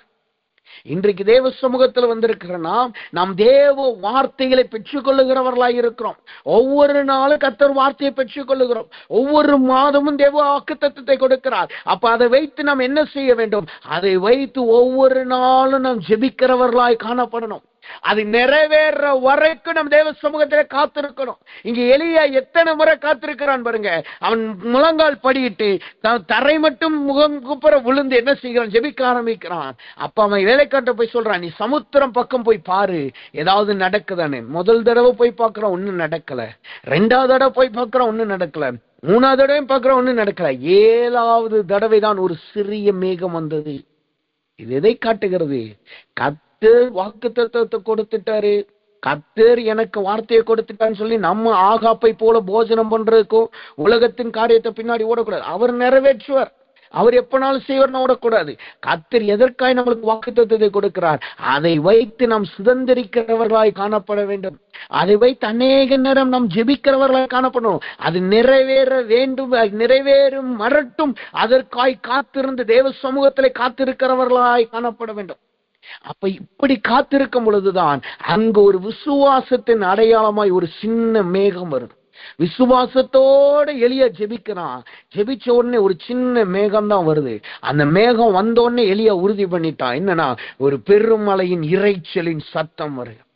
இதை ஏன் இன்னும் நான் விசுவாசத்தின் அடையாளம் சொல்றேன், ஏன் சொல்லுகிறேன் என்றால், அதுக்கு முன்னாடி நீங்க வசனத்தை நீங்க படிச்சு பார்த்தீங்கன்னா 18வது அதிகாரம் 41வது வசனத்தை நீங்க படிச்சு பாத்தீங்கன்னா எலியா சொல்லுகிறான், விசுவாச வார்த்தையை அறிக்கை எடுக்கிறான் பாருங்க. என்ன சொல்லுகிறான் பாருங்க, நீ போ போஜனம் பண்ணும், பெருமலையின் இரைச்சல் கேட்கிறப்படுகிறது என்றான். நீர் போய் போஜனம் பண்ணும், உனக்குரிய காரியத்தை நீர் பாரும். எனக்கு கர்த்தர் கொடுத்த வாக்கு தத்தங்கள் இப்பொழுது நிறைவேற போகிறது என்பதை விசுவாச அறிக்கை எடுக்கிறான். அறிக்கையிட்டு தான் வந்து எலியா ஜெபிக்கிறான். ஜெபித்த உடனே அந்த விசுவாசத்தின் அடையாளமாய் சிறிய மேகம் தோன்றுகிறது. அப்ப தேவ சமூகத்துல வந்திருக்கிறான். இன்றைக்கு அந்த சிறிய மேகம் நம்முடைய வாழ்க்கையில தோன்ற வேண்டும் என்று ஜெபிக்க வேண்டியது நம்முடைய கடமையா இருக்கிறது. நமக்கு கொடுக்கப்பட்ட வாக்குத்தத்தங்களை நாம் வைத்து ஜெபிக்கணும். நம்ம ஒவ்வொரு நாளும் இரவு ஜெபத்துல கர்த்தரால் கொடுக்கப்பட்ட வாக்குத்தத்தங்கள், அந்த 5 வாக்குத்தத்தங்களையும் வைத்து நாம் ஜெபிக்கிறவர்களா இருக்கோம். காரணம் என்ன? கர்த்தர் அதை நம்முடைய வாழ்க்கையில நிறைவேற்றணும். கர்த்தர் நம்முடைய வாழ்க்கையில நிறைவேற்றாத காரியங்களை அதை நிறைவேற்றி ஆகணும் என்று கர்த்தர் சமூகத்திலே போராடுகிறோம். அதே போல ஒவ்வொரு நாளும் கர்த்தர் நம்மளுக்கு கொடுத்த தீர்க்க தரிசனங்கள், கர்த்தர் நம்மளுக்கு கொடுத்த வெளிப்பாட்டை நம் தேவ சமூகத்தில் வைத்து போராடி ஜெபித்ததை பெற்றுக் கொள்ளுகிறவர்களாய் நாம் காணப்படணும். நாம் அதில் சோர்ந்து போயிடக்கூடாது. இங்க எலியா எப்படிப்பட்டவன்? அவன் சொன்னால் அக்கினி இறங்கி வரும். அதுக்கு முந்தின வசனங்கள் 41 முன்னாடி படிச்சு பார்த்தீங்கன்னா அவன் ஒரே ஒரு வார்த்தை தான் சொன்னான். ஒரே ஒரு சின்ன ஜெபம் தான், ஒரு அக்கினி இறங்கி வந்துச்சு. ஆனா அதே எலியா முழங்கால் போட்டு குப்புற விழுந்து ஜெபிக்கிறான். அப்படி ஜெபித்தாலும் 7 முறை ஜெபித்த பின்புதான் காரியங்கள் நடந்தது. அப்ப சில நேரங்களில் கர்த்தர் சில காரியங்களை உடனே பண்ணிடுவார். சில நேரங்களில் கர்த்தர் அதை தாமதிக்கிறவரை போல காணப்படுவார். அந்த நேரத்துல நம்ம சோர்ந்து போயிடக்கூடாது. ஐயோ எனக்கு நடக்கலையே, இது எனக்கு சம்பவிக்கலையே, இது கர்த்தர் சொல்லலையோ, கர்த்தர் சொல்லாம தான் இது நடந்துச்சோ, நான் ஏற்கனவே ஜெபம் பண்ணேன் அக்கினியே இறங்கி வந்துச்சு, 1 நிமிஷம் தான் ஜெபம் பண்ணேன் அக்கினி இறங்கி வந்துச்சு, இப்ப 7-8 தடவை நான் ஜெபிக்கிறேன் ஒன்னும் நடக்கலை என்று நாம் சோர்ந்து போயிடக்கூடாது. நாம் அந்த விசுவாசத்தை பிடித்து நாம் ஜெபிக்கும் பொழுது என்ன நடக்கும்? இந்த சிறிய மேகம் நம்முடைய வாழ்க்கையிலே காணப்படுகிறதாய் காணப்படும். இந்த சிறிய மேகம் நம்முடைய வாழ்க்கையிலே காணப்படுகிறதா இருக்கும். இதற்கு ஒரு நல்ல உதாரணத்தை நீங்க பாத்தீங்கன்னா, இந்த சிறிய மேகத்துக்குரிய விளக்கத்தோடு ஒரு உதாரணத்தை நீங்க பாத்தீங்கன்னா, அப்போஸ்தலரின் புத்தகம் 10வது அதிகாரம் 9வது வசனத்தை நீங்க படிச்சு பார்க்கும் பொழுது, அங்கு பேதுருவின் வாழ்க்கையிலே காணப்பட்ட ஒரு சிறிய மேகத்தை நீங்க பார்க்க முடியும். அங்க என்ன நடக்கிறது? அப்போஸ்தலரின் புத்தகம் 10வது அதிகாரம் 9வது வசனத்திலே நீங்க வாசிக்கும் போது அந்த வசனம் சொல்லுது, பேதுரு அவன் தேவ சமூகத்துல காணப்படுகிறான். காணப்பட்டு 6ஆம் மணி ஜெப வேளையில மேல் வீட்டில ஏறான். வேறு தேவ சமூகத்துல காணப்படுகிறான். அப்படி காணப்படும் பொழுது அவனுக்கு ஒரு தரிசனம் கொடுக்கப்படுகிறது. என்ன தரிசனம்? அந்த 11வது வசனம் சொல்லுது, வானம் திறந்திருக்கிறதாகவும் 4 மூலைகளும் கட்டப்பட்ட பெரிய துப்பட்டியை போல ஒருவித கூடு தன்னிடத்தில் இறங்கி வந்து தரையிலே விடப்பட்டிருக்கிறதாகவும் அவன் கண்டு. என்ன நடக்கிறது? கர்த்தர் ஒரு தரிசனத்தை கொடுக்கிறார். ஒரு துப்பட்டியை 4 மூலை கட்டப்பட்ட ஒரு துப்பட்டியை போல ஒரு சேலை போல ஒண்ணு வருது. அந்த சால்வை வந்து அப்படியே கீழே விழுது. அந்த சால்வையில எல்லாவித மிருகங்களும் காணப்படுது. அசுத்தமான மிருகங்களும் அசுத்தமற்ற மிருகங்களும் பிராணிகளும் அங்க காணப்படுகிறதை அவன் தரிசனத்துல பார்க்கிறான். உடனே கர்த்தர் என்ன சொல்லுகிறார்? நீ இதை அடித்து புசி. அப்ப பேதுரு என்ன சொல்லுகிறான்? ஆண்டவரே, அசுத்தமானவைகளை எப்படி நான் சாப்பிடுவேன்? அதுக்கப்புறம் கர்த்தர் ஒரு வார்த்தையை சொல்றார் பாருங்க. பேதுரு சொல்லுகிறான், தீட்டானதையும் அசுத்தமானதையும் எப்படி நான் சாப்பிட முடியும்? உடனே கர்த்தர் சொல்லுகிறார், தேவன் சுத்தமானவைகளை நீ தீட்டாக எண்ணாதே என்று ஒரு வெளிப்பாடை கர்த்தர் கொடுக்கிறார். ஒரு சின்ன தரிசனம் தான். ஆனா அந்த சின்ன தரிசனம் எப்படி பெருமலையின் இரைச்சலின் சத்தமா மாறுதுன்னா, அதே அப்போஸ்தலர் புத்தகம் 28வது அதிகாரத்தை நீங்க 10வது அதிகாரம் 28வது வசனத்தை நீங்க படிச்சு பாத்தீங்கன்னா, அந்த வசனம் சொல்லுது, அவர்களை நோக்கி பேதுரு என்ன சொல்லுகிறான்? அந்நிய ஜனங்களோடு கலந்து அவனிடத்தில் போக்குவரத்துமாய் இருப்பது யூதனுக்கு விலக்கப்பட்டிருக்கிறது என்று நீங்கள் அறிந்திருக்கிறீர்கள். அப்படி இருந்தும் எந்த மனுஷனையும் தீட்டுள்ளவன் என்றும் அசுத்தன் என்றும் நான் சொல்லாதபடிக்கு தேவன் எனக்கு காண்பித்திருக்கிறார். அவன் வீட்டில ஒரு சின்ன மேகம் தான். ஆனா அது என்ன செய்கிறது? புறஜாதிகள் என்கிற பெரிய கூட்டத்தை ரட்சிப்புக்குள் நடத்துகிறதாய் காணப்படுகிறது. இந்த சின்ன மேகம் பேதுருவின் வாழ்க்கையில நடந்த உடனே அவர்கள் எல்லாராலும் புறக்கணிக்கப்பட்டதும், இதுவரைக்கும் நடந்திராத ஒரு பெரிய காரியம் நடக்குது. என்ன? இதுவரைக்கும் யாருமே புறஜாதியார் யாருமே அந்நிய பாஷை பெறல, யாருமே ஆவில நிரப்பப்படல, புறஜாதியார் யாருமே ஞானஸ்தானம் பெறல. இதுவரைக்கும் ஞானஸ்தானம் பெற்றவங்க எல்லாமே யூதர்கள், இஸ்ரவேலர். ஆனா இப்ப புதிதாய் ஒரு காரியத்தை கர்த்தர் செய்கிறார். என்ன செய்கிறார்? புதிதாய் புறஜாதிகளும் அந்நியர்களும் எண்ணப்பட்டவர்கள் இப்பொழுது ரட்சிக்கப்படுகிறார்கள். அவர்கள் மீது தேவ ஆவி இறங்குகிறது. 44வது வசனம் சொல்லுது பாருங்க. பேதுரு இவைகளை பேசிக் கொண்டிருக்கும் பொழுது, இந்த வார்த்தைகளை பேதுரு பேசிக் கொண்டிருக்கையில் வசனத்தை கேட்டவர்கள் யாவர் மேலும் பரிசுத்த ஆவியானவர் இறங்கினார். இது இன்னொரு வார்த்தையில புரிஞ்சு கொள்ளுகிற வார்த்தையில் சொன்னார், ஒரு எழுப்புதலையே அவன் கொண்டு வருகிறான். இந்த சிறிய கையளவு மேகம் நம்முடைய வாழ்க்கையில விசுவாசத்தின் அடையாளமா காணப்பட்டுச்சுன்னா என்ன செய்வோம்? அந்த விசுவாசத்தினாலே நாம் எழுப்புதலை செய்கிறவர்களாய் காணப்படுவோம். நம்முடைய பட்டணங்களிலே எழுப்புதலை கொண்டு வருகிறவர்களாய் இருப்போம். நம்முடைய சபையிலே, நம்முடைய ஊழியத்திலே, நம்முடைய வாழ்க்கையிலே, நம்முடைய தனிப்பட்ட ஜீவியத்திலே நாம் எழுப்புதலை கொண்டு வருகிறவர்களாய் நாம் காணப்படுவோம். நாம் எழுப்புதலின் ஜனங்களாய் காணப்படுவோம். அதற்கு என்ன செய்ய வேண்டும்? இந்த சிறிய மேகம் நம்முடைய வாழ்க்கையில காணப்படும். எலியாவுக்கு காணப்பட்ட சிறிய மேகம் அங்கு பெரியமலையின் இறைச்சலை கொண்டு வந்தது. பேதுருவுக்கு காணப்பட்ட சிறிய மேகமாகிய தரிசனம் அது புறஜாதிகள் என்கிற பெரிய கூட்டத்தை ரட்சிப்புக்குள் கொண்டு வந்தது. அதனாலதான் இன்னைக்கு நாமளும் ரட்சிக்கப்பட்டிருக்கிறோம். அன்றைக்கு அந்த புறஜாதிகள் இடத்துல கர்த்தர் ஒரு ரட்சிப்பை கொடுக்கல, அதுபோல பவுலையும் எழுப்பல என்றால் இன்றைக்கு நாமும் ரட்சிப்புக்குள் நடத்தப்பட்டிருக்கிறது அரிதான காரியமாய் நடைபெற்றிருக்கோம். ஆனா கர்த்தர் என்ன செய்கிறார்? நான் யூதர்களுக்காக மாத்திரம் வரல, நான் புறஜாதிகளுக்காகவும் நான் வந்தேன். என் தேவ ஜனங்களால் புறக்கணிக்கப்பட்டவர்களுக்கும் நான் வந்தேன் என்று கர்த்தர் பேதுருவின் மூலமாய் வெளிப்படுத்தி என்ன செய்கிறார்? அவர்களுக்கு ஞானஸ்தானம் கொடுக்கிறார். அவர்களை ஆவியினால் நிரப்புகிறவராய் காணப்படுகிறார். அப்ப அது என்ன நடக்குது? அங்கு ஒரு எழுப்புதலை கொண்டு வருகிறது. அப்ப சிறிய அளவு கையளவு மேகம் நம்முடைய வாழ்க்கையில வந்துச்சுன்னா நாம் எழுப்புதல் பண்ணுகிறவர்களாய் காணப்படுவோம். எல்லாரும் பழைய காரியத்தை நோக்கி ஓடிக்கிட்டு இருப்பாங்க. ஆனா நாம் கர்த்தருக்காய் புதிய காரியங்களை நடப்பிக்கிறவர்களாய் இருப்போம். யோசித்து பாருங்க, பேதுருவோட இருந்த மற்ற 11 அப்போஸ்தலர்களும் 11 சீசர்களும் அவங்க யூதர்களிடத்துலதான் ஓடுனாங்க. யூதருக்கு மத்தியில தான் தேவ வார்த்தையை பகிர்ந்து கொண்டாங்க, ராஜ்யத்தின் ரகசியங்களை சொன்னாங்க. ஆனா பேதுரு தான் முதலாக ஒரு எழுப்புதலை கொண்டு வருகிறார். புறஜாதிகளுக்குள்ள எழுப்புதலை கொண்டு பெரிய காரியத்தை நடப்பிக்கிறவனாய் இருந்தான். தேவ பிள்ளைகளாகிய நாமும் நம்முடைய வாழ்க்கை இப்படிதான் இருக்கணும். எல்லாரும் வாழ்றது போல வாழக்கூடாது. எல்லாரும் சபைக்கு வர்றாங்க, நானும் சபைக்கு போறேன். எல்லாரும் ஜெபிக்கிறாங்க, நானும் ஜெபிக்கிறேன். எல்லாரும் வேதத்தை வாசிக்கிறாங்க, நானும் வேதத்தை வாசிக்கிறேன்னு இருக்கக்கூடாது. நாம் இருக்கிற ஸ்தலங்களிலே நாம் எழுப்புதலை கொண்டு வருகிறாய் இருக்கணும். நாம் இருக்கிற ஸ்தலங்களிலே தேவ வார்த்தையை கொண்டு வருகிறாய் காணப்படணும். அங்கு ஜனங்களை ரட்சிக்கப்படாத ரட்சிப்புகள் நடத்துகிறாய் இருக்கணும். புதிய காரியங்களை நடப்பிக்கிறவர்களாய் காணப்படணும். ஒரு சிறிய சாட்சியை சொல்லணும்னா, நேற்று காலையிலே நாங்கள் ஜெபத்தில் இருக்கும் பொழுது நானும் பாஸ்டரும் எங்களோடு இருக்கிற போதகரும் நாங்கள் சொந்த ஜெபிக்கிற அனுபவம் உண்டு. அப்படி ஜெபத்தில் இருக்கும்போது அந்த ஃப்ரைடே பிரேயர்ல இருக்கும் பொழுது அவர் ஒரு காரியத்தை எங்களிடத்துல பகிர்ந்து கொண்டார். நாங்க சொன்னோம், இந்த இந்திய தேசத்துக்கு போகிற காரியங்கள் நடந்துகிட்டு இருக்கு, அதுக்கு ஜோம் பண்ணிக்கோங்க. அது ஏற்கனவே பகிர்ந்தோம். அதோட அப்டேட்டா அவர்கிட்ட சொல்லிக்கிட்டு இருந்தோம். இன்னும் கர்த்தர் வாசல்களை திறக்கணும், இன்னும் காரியங்கள் வரணும், அந்த காரியங்கள் வந்தாதான் போக முடியும், துரிதமா போகணும், ஜெபிச்சுக்கோங்கன்னு சொல்லிக்கிட்டு இருந்தோம். அப்ப அதை சொல்லிக்கிட்டு இருக்கும்போது அவர் ஒரு வார்த்தையை சொன்னார். என்ன சொன்னார் என்றால், எங்களோட இங்க பாஸ்டர்ஸ் ஆர்கனைசேஷன் இங்க இருக்கிற எல்லா குரூப்ல ஒரு பாஸ்டர் இருக்கார். அவர் பேரு வந்து ஜோர்தான். அவருடைய பேர் ஜோர்தான். அவர் ஒரு தரிசனத்தை பார்த்தார். அவர்கிட்ட கர்த்தர் ஒரு தரிசனத்தை கொடுத்திருக்கிறார்.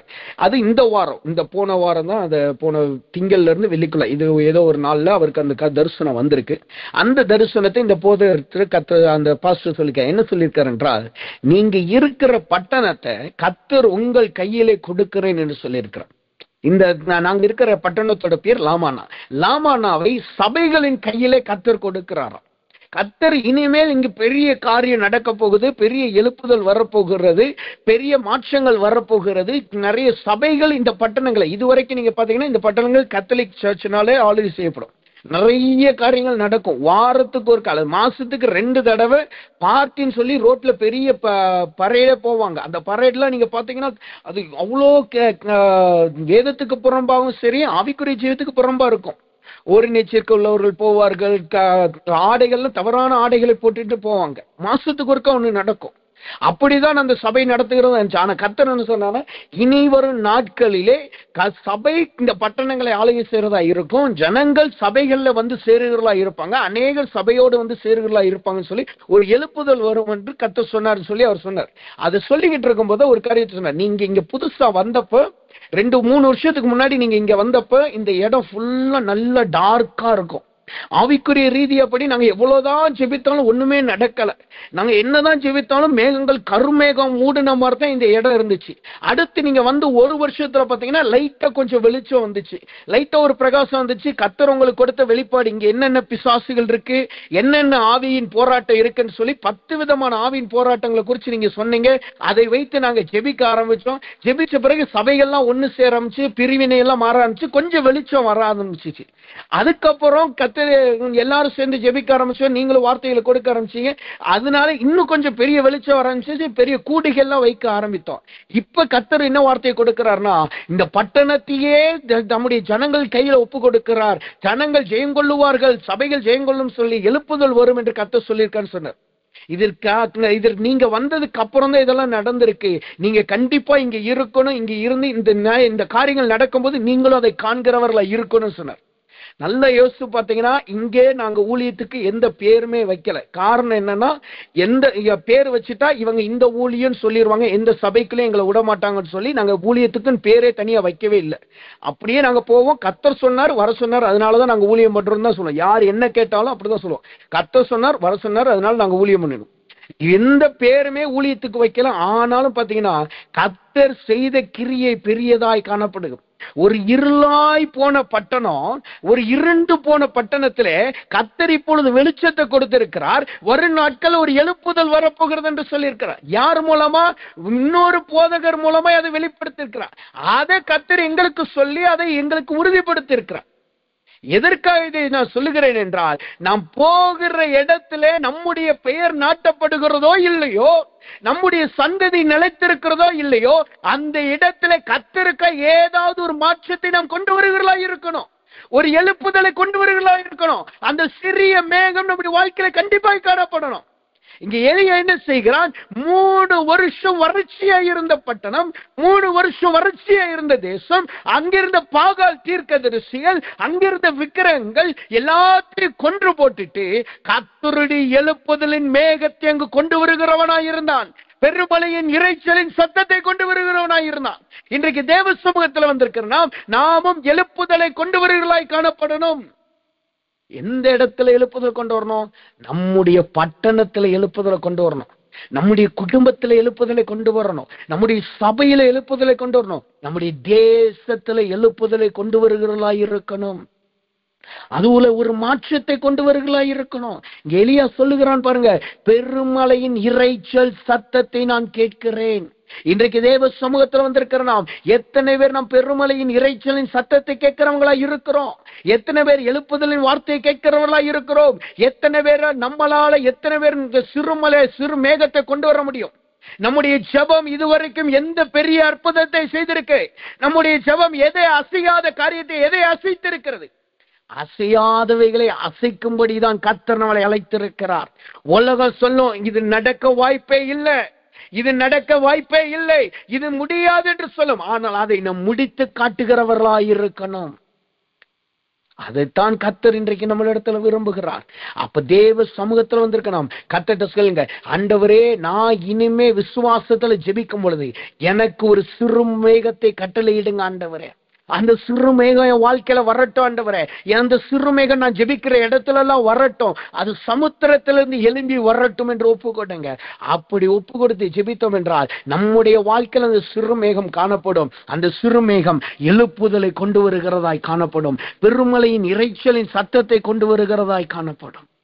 அப்ப முதலாவது காணப்படுகிற மேகம் மூடுகிற மேகம், இரண்டாவது காணப்படுகிற மேகம் சிறு மேகம். இதுல நான் மீண்டும் ஒரு விஷயம் நான் சொல்லுகிறேன். அந்த வசனம் சொல்லுது, ஆகாப் போஜனம் பண்ண போனான், எலியா கர்மேல் பர்வதத்துக்கு போனான்.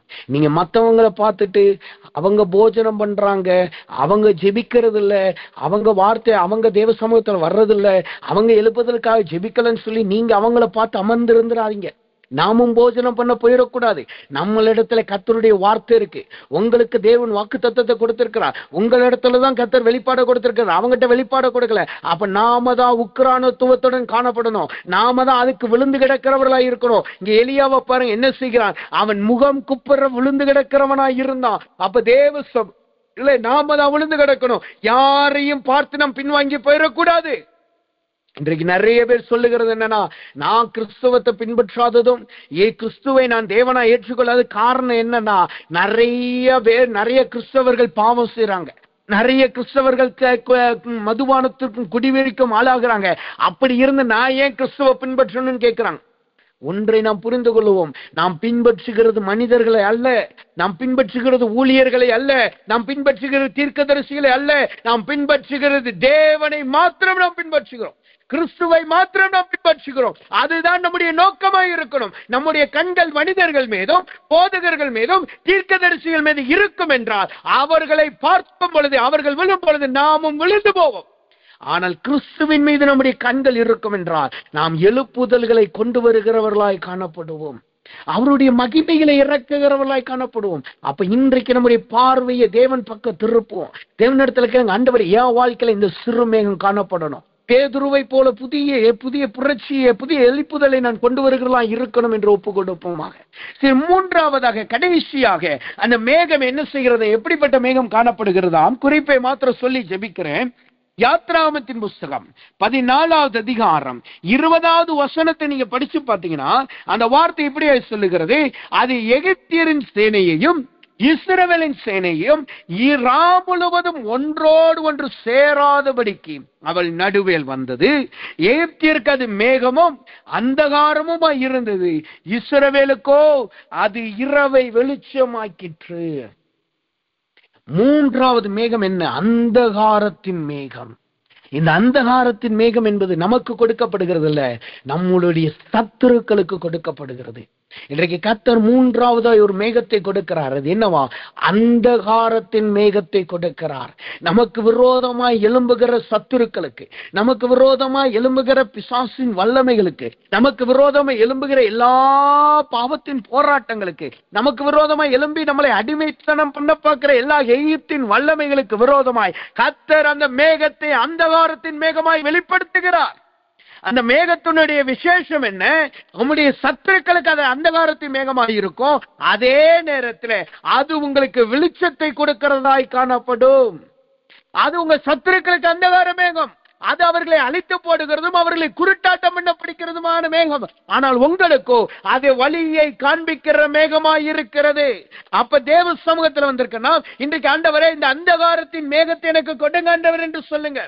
எப்படி கர்த்தர் பார்வோனையும் எகிப்தியரையும் இஸ்ரவேலரையும் மோசேயும் ஒன்று சேராதபடி கர்த்தர் தடுத்தாரோ, எப்படி பார்வோனும் இஸ்ரவேலும் ஒன்று சேர முடியலையோ, அதே போல் உங்களை தொடருகிற வல்லமைகள், உங்களை தொடர்ந்து பின்வருகிற போராட்டங்கள், உங்களை தொடருகிற வியாதிகள், உங்களை தொடருகிற எல்லா பிரச்சனைகளுக்கும் உங்களுக்கும் கர்த்தர் நடுவாய் அந்த மேகத்தை அனுப்புகிறார். இந்த மேகம் அவர்களுக்கு அந்தகாரமாய் மாறுகிறது. அவர்கள் கடலிலே விழுந்து போக மட்டும் கர்த்தர் அவர்களை அடிக்கிறார். அப்ப இந்த மூன்றாவது மேகம் என்ன? அந்தகாரத்தின் மேகம். இது ஒரு தேவ பிள்ளைகள் வாழ்க்கையில மிகவும் அவசியம். இந்த மேகம் இருந்தாதான் நமக்கு விரோதமாய் வருகிற எல்லா போராட்டங்களுக்கும் நாம் தப்பிக்க முடியும்.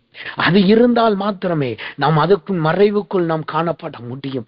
அதிலிருந்து தப்பித்து நம்ம கானானுக்கு போய் முன்னேறுகிறவர்களாய் காணப்பட முடியும். அப்ப முதலாவது மேகம் மூடுகிற மேகம், இரண்டாவது மேகம் எழுப்புதலை கொண்டு வருகிற சிறிய மேகம், மூன்றாவது மேகம் எதிரிகளை தடுத்து நிறுத்துகிற பின்தொடருகிற வல்லமைகளை முற்றிலுமாய் குழப்பி போடுகிற அந்த அந்தகாரத்தின் மேகம். அப்ப தேவ சமூகத்துல வந்திருக்கணும். ஆண்டவர்கிட்ட இப்ப ஜெபிக்க போறோம். ஆண்டவரே, இந்த மூணு மேகத்தை தாங்க, நான் உம்மோடு தனித்திருக்கிறவனா இருக்கணும், உம்மோடு மணிக்கணக்காய் தனித்திருக்கணும், உம்முடைய புதிய வெளிப்பாடுகளை நான் பெற்றுக்கொள்ளணும், உண்மை நம்முடைய ரகசியங்களை நான் அறிந்து கொள்ளணும், பரலோகத்தை என் கண்கள் காணத்தக்கதாய் உண்மை முகமுகமாய் தரிசிக்கிற அனுபவமான அந்த மூடுகிற மேகத்தை எனக்கு தாங்கன்னு சொல்லுங்க.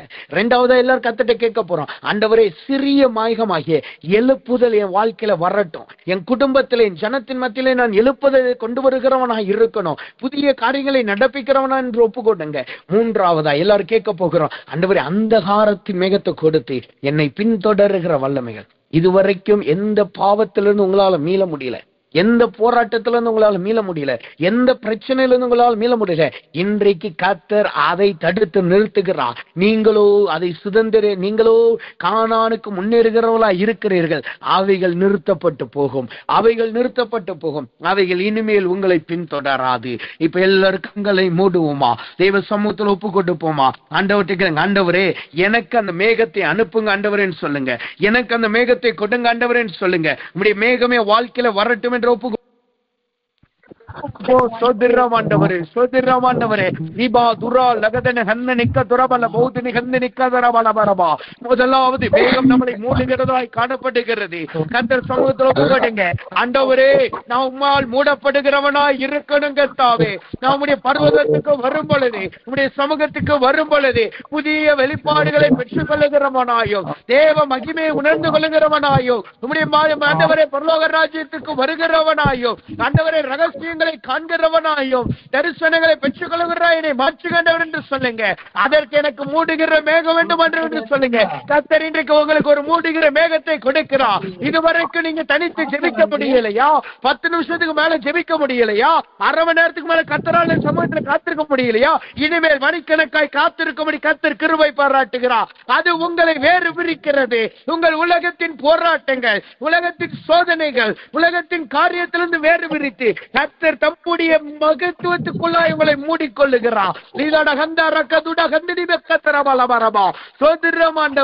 இரண்டாவதாய் கேளுங்க, ஆண்டவரே என் வாழ்க்கையில சிறிய கையளவு மேகம் வேண்டும் ஆண்டவரே. பெரிய இறைச்சலை கொடுக்கிற, எழுப்புதலை கொடுக்கிற, புதிய காரியங்களை நடப்பிக்கிற அந்த பெரிய இறைச்சலை கொண்டு வருகிற சிறிய கையளவு மேகம் எனக்கு வேண்டும் ஆண்டவர் என்று ஒப்புக்கொடுங்க. கர்த்தர் அந்த மேகத்தை உங்களுக்கு ஒப்பு கொடுக்கிறார். அதை உங்களுடைய கரத்தில் ஒப்பு கொடுக்கிறார். நீங்கள் ஜெபிக்கும் பொழுது நடக்க போகிறது. இனிமேல் நீங்கள் உங்கள் ஜனங்கள் மத்தியிலே, உங்கள் சாதிகள் மத்தியிலே, உங்கள் பிள்ளைகள் மத்தியிலே நீங்கள் எழுப்புதலை கொண்டு வருகிறாய் மாறுகிறீர்கள்.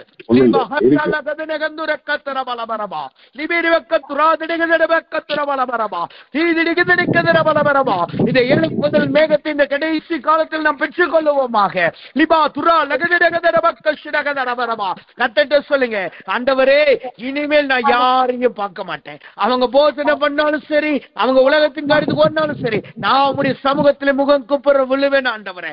எனக்கு கொடுத்த வாக்குத்தத்தங்கள் நிறைவேறும் வரை நம்முடைய சமூகத்தில் காத்திருப்பேன். வெளிப்பாடு நிறைவேறும்படி, எழுப்புதல் வரும்படி நம்முடைய சமூகத்தில் காத்திருப்பேன் என்று ஒரு பொருத்தனை பண்ணுங்க.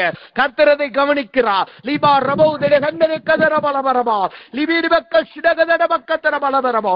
கடைசியாக அந்தகாரத்தின் மேகம் நம்மளை மூடுவதாக, அந்தகாரத்தின் மேகம் நமக்கு காணப்படுவதாக. அது எதிரிகளுக்கு அந்தகாரத்தின் மேகம், உங்களுக்கோ வெளிச்சத்தை கொடுக்கிற மேகம். இப்பொழுது அந்த அந்தகாரத்தின் மேகத்தை கர்த்தர் உங்க வாழ்க்கையில கொடுக்கிறார். இதுவரைக்கும் பின்தொடர்ந்த எல்லா வல்லமைகள் இன்றோடு நிறுத்தப்படுகிறது. இதுவரைக்கும் பின்தொடர்ந்த எல்லா கிரியைகள் இன்றோடு நிறுத்தப்படுகிறது. அது பாவமாய் இருக்கலாம், பொருளாதாரத்தின் போராட்டமாய் இருக்கலாம், ஆசீர்வாத குறைச்சலாய் இருக்கலாம், சத்துருவின் கிரியைகளாய் இருக்கலாம். எந்த பின்மாற்றத்தின் வல்லமையாய் இருந்தாலும் சரி, பின்தொடர்கிற வல்லமையாய் இருந்தாலும் சரி, கர்த்தர் அதுவைகளை தடுத்து போடுகிறார். உங்களுக்கும் அதுக்கும் நடுவிலே தேவன் ஒரு அந்தகாரத்தின் மேகத்தை கட்டளையிடுகிறார். லிபா துரா லகதிரக்கத்தர பலபரமா. சோதிரம் ஆண்டவரே, சோதிரம் ஆண்டவரே, சோதிரம் சோதிரம். நாம் செபிப்போம். அன்பின் பரலோக பிதாவே, துதிக்கிறோம், ஸ்தோத்திரிக்கிறோம் ஆண்டவரே. இந்த நாளிலும் தேவனுடைய கிருபையும் தயவுங்களோடு கூர்ந்த கண்ணு செலுத்துகிறோம் ஆண்டவரே. இன்றைக்கு இந்த 3 மேகங்களை குறித்து எங்களோடு பேசினீர், அதற்காய் நன்றி ஆண்டவரே. உங்களுடைய சமூகத்திலே எப்படி மோசே வரும் பொழுது அந்த சமூகம், அந்த இடம் மேகத்தினால் மூடப்பட்டதோ, அதே போல உடைய பிள்ளைகள் எப்பெல்லாம் ஜெபிக்க வர்றாங்களோ அப்பொழுதெல்லாம் நீர் உடைய மேகத்தினால் நீருடைய பிள்ளைகளை மூடுவீராக ஆண்டவரே. மணிக்கணக்காய் உடைய சமூகத்திலே காத்திருக்கிறவர்களாய் நீர் மாற்றுவீராக. அது மாத்திரமல்ல ஆண்டவரே, கொடுமுடிக்கு ஏறுகிறவர்களாயும் தேவனுடைய தெளிவான திருஷ்டாந்தங்களை பெற்றுக் கொள்ளுகிறவர்களாயும் கர்த்தர் உடைய பிள்ளைகளை நீர் ஆசீர்வதிப்பீராக ஆண்டவரே. அதோடு கூட ஆண்டவரே, அந்த சிறிய மேகம் வரட்டும், சிறிய மேகம் பிள்ளைகள் வாழ்க்கையில காணப்படட்டும். அது ஒரு சிறிய மேகம்தான், ஆனால் அது பெருமழையின் இறைச்சலை கொண்டு வரும். அது ஒரு சிறிய மேகம்தான், அது பெரிய எழுப்புதலை கொண்டு வரும். பிள்ளைகள் வாழ்க்கையிலே அந்த விசுவாசத்தின் அடையாளமான சிறிய மேகம் காணப்படட்டும். இவர்கள் எழுப்புதல் செய்கிறவர்களாய் காணப்படட்டும். வேலை செய்கிற இடத்துல, ஊழியர் செய்கிற இடத்துல, ஆண்டவரே குடும்பத்திலே, தங்கள் தனிப்பட்ட வாழ்க்கையிலே ஒரு எழுப்புதலை கொண்டு வருகிற எழுப்புதலின் பிள்ளைகளாய் சந்ததியாய் மாற்றுவீராக. சிறிய கையளவு மேகமாகிய விசுவாசத்தின் அடையாளமே உங்கள் வாழ்க்கையில வரட்டும் கர்த்தாவே. அது மாத்திரமல்ல ஆண்டவரே, கடைசியா நீ சொன்ன அந்தகாரத்தின் மேகம் காணப்படட்டும். அது எங்கள் சத்துருக்களுக்கு அந்தகாரமாய் மாறுகிறது, எங்களுக்கோ வெளிச்சமாய் மாறுகிறது. அந்த விசேஷ மேகமுடைய பிள்ளைகள் வாழ்க்கையில காணப்படட்டும். இவர்களை பின்தொடர்கிற எந்த போராட்டமா இருந்தாலும் சரி, எந்த வல்லமையா இருந்தாலும் சரி, கர்த்தர் இன்றோடு நிறுத்தி போடுவீராக. இவர்களுக்கும் அவர்களுக்கு இருக்கிற இடையில இருக்கிற எல்லா கயிறுகளை அறுத்து போடுவீராக, எல்லா சங்கிலிகளை முறித்து போடுவீராக.